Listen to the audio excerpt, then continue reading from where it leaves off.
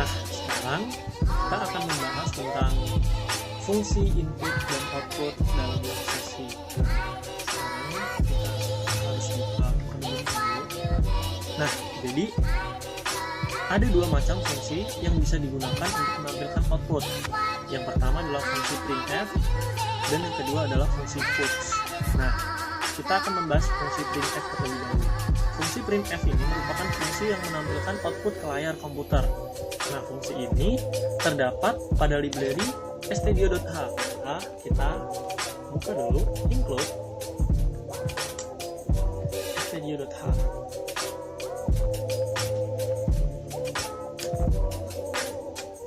Lalu kita buat fungsi mainnya terlebih dahulu.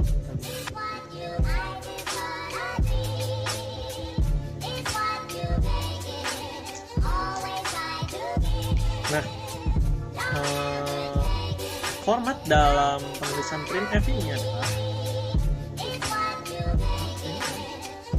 jadi dalam format printf ini kita bisa menuliskan string di sini, seperti vanilla contohnya. Lalu kita bisa menambahkan optional variable atau nilai yang akan ditampilkan setelah koma. Nah, kita akan menampilkan tulisan vanilla terlebih dahulu. Kita coba dulu. Oh, kita kurang titik koma. Jangan lupa titik koma. Nah, ini tampil vanilla. Kita bisa menambahkan optional variable atau nilai tambahan. Kita tambahkan koma. Oh, kita bikin sebuah variabel terlebih dahulu. Variabel yang simpel aja. Int A sama dengan 12 titik koma. Kita akan panggil variabel A dengan tipe data integer ke dalam printf ini. Gimana caranya? Nah, kita membutuhkan sebuah placeholder. Nah, kalian lihat sebelah sini. Nah, ini adalah contoh placeholder atau simbol yang kita gunakan untuk format teks tertentu.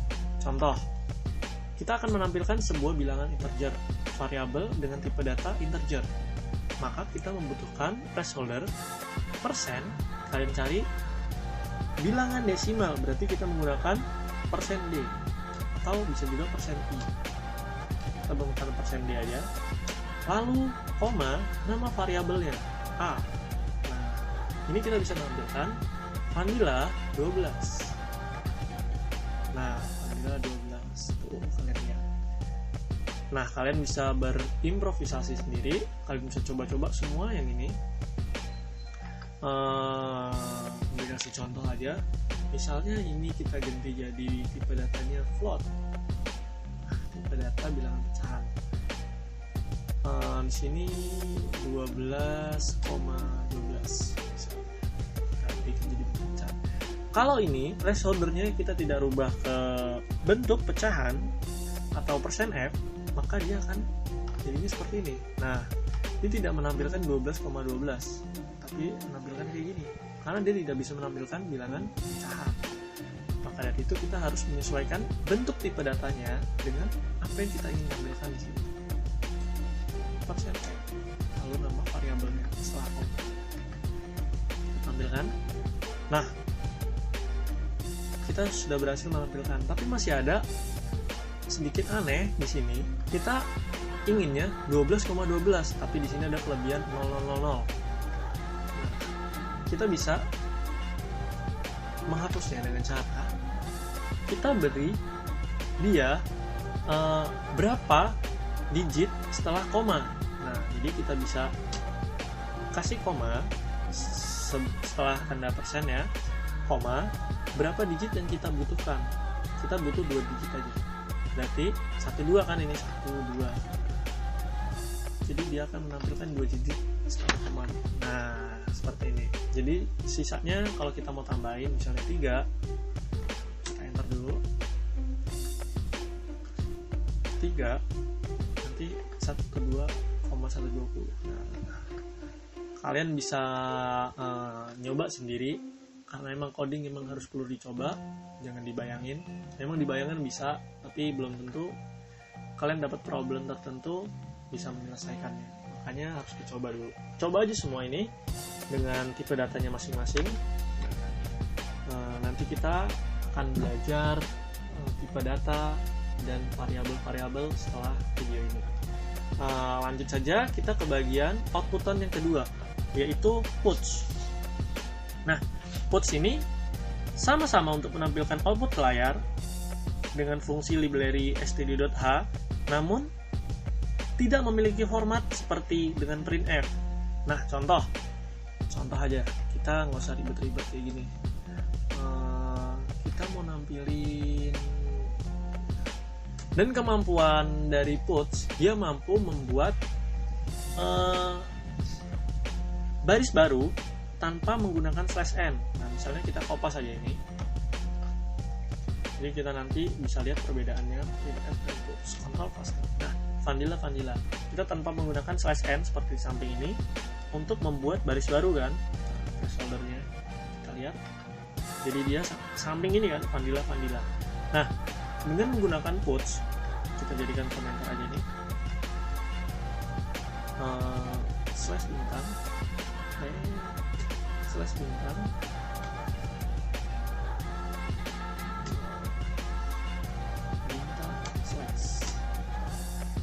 kita bisa menggunakan puts. Kalian bisa lihat puts di dalamnya sebuah string lalu kita buat puts lagi.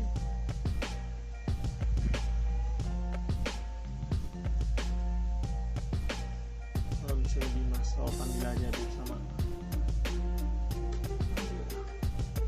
Jangan lupa titik koma.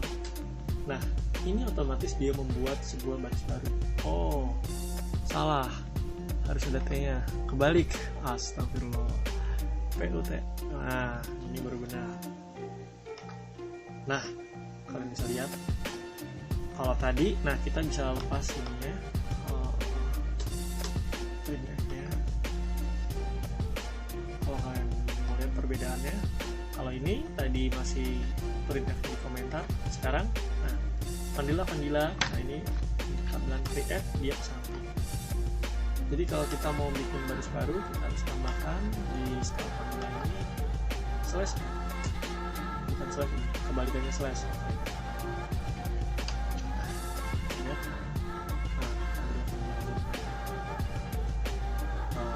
Mungkin itu untuk puts. Sekarang kita ke bagian input. Nah, di bagian input ini ada 3. Yang pertama scanf, yang kedua get, dan fget. Nah, kita akan bahas satu-satu. Di bagian scanf ini kita akan mengambil inputan dari keyboard. Nah, fungsi ini memiliki format sama seperti printf, jadi jadi di dalamnya ada string, lalu kita bisa menambahkan tempat untuk menyimpan inputan tersebut ke dalam variabel. Nah, kita coba aja ya. Ini kita hapus dulu. Kita buat sebuah variabel sederhana aja. Nah, kita belum belajar tipe data. In A titik koma. Lalu kita bikin inputan scanf. Kita masukkan di sini. Yang di dalam petik 2 ini adalah tipe datanya, placeholdernya. Kita pengen memasukkan inputan bilangan integer, berarti kita menggunakan %d, lalu di sini koma. Nah, setelah koma itu ada, kita masukkan inputannya ke dalam sebuah variabel A. Nah, kalau kita kayak gini doang, nah kita bisa nginputin. Tapi kalau kita inputin 12, nah kok nggak berhenti? Karena apa? Karena kita belum menambahkan sebuah tambahan, yaitu simbol dan. Nah, simbol ini adalah digunakan untuk mengambil alamat memori dari variabel A ini. Jadi kita simpan inputan ini ke dalam alamat memori di variabel A ini. Kalau kayak gini, dia langsung jalan. Nah, misalnya A. Nah, langsung. sekarang kita tampilkan A itu ya, kita tampilkan inputan kita dengan cara kita panggil printf inputan kamu %d jangan lupa koma A titik koma jangan lupa, kita inputkan 1 2 3 4. Nah, inputan kamu 1 2 3 4. Sekarang kita udah bisa menggunakan scanf. Nah, kekurangan dari scanf, dia tidak bisa membaca spasi. Itu di bahasa C sih. Jadi ketika kita ketemu spasi 1 2 3 spasi 4 5 6, dia akan membacanya. Jika ada spasi, maka programnya akan berhenti atau nol atau selesai inputannya. Kita coba. Di sini dibacanya 1 2 3. Maka dari itu kita bisa menggunakan inputan yang selanjutnya, yaitu gets. Nah, gets ini adalah fungsi untuk mengambil input dalam satu baris. Jadi dia nggak peduli mau ada spasi, mau variabelnya apa, mau bentuk tipe datanya apa, yang penting dia disimpan ke dalam satu variabel tertentu. Tuh. Nah, saya tidak menyarankan, coba aja. Nah, sekarang solusinya adalah menggunakan fgets. Gue udah ada codingannya, paste aja. Nah, ini adalah contoh codingan dari fget. Gue bakal jelasin satu-satu. Yang pertama adalah include-nya kita tetap menggunakan stdio.h. Kita menggunakan inMine karena kita akan mengembalikan nilai 0 nanti. Char name, kita membuat sebuah variabel char dengan tipe data char. Nah, variabel pertama adalah nama, lalu dengan banyaknya karakter sebanyak 50 karakter, dia dapat ukurannya 50 karakter. Lalu email dengan ukurannya 50 karakter. Lalu kita mengeprint nama dan kita menggunakan fungsi fgets. Jadi kita nanti namanya mau ada spasinya, itu tetap bisa. Langsung fget, kita mengambil inputan, kita masukkan ke dalam variabel nama dengan batasan ukuran. Kita menggunakan fungsi size of.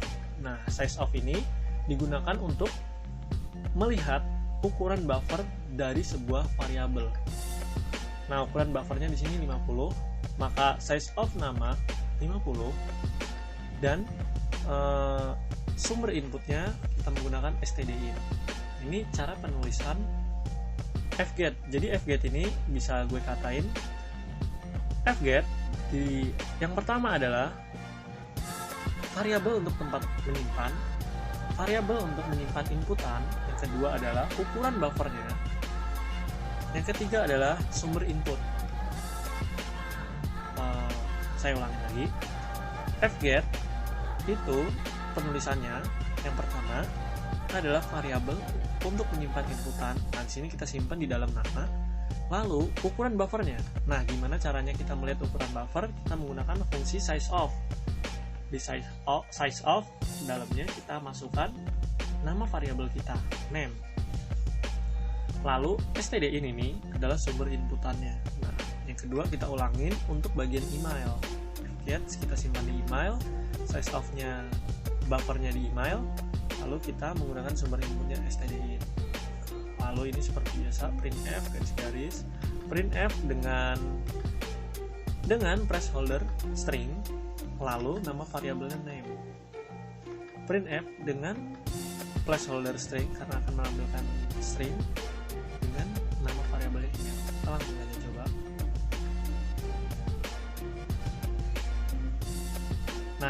Nah, nama ini mengeksekusi dari print nama ini, lalu kita dikasih inputan.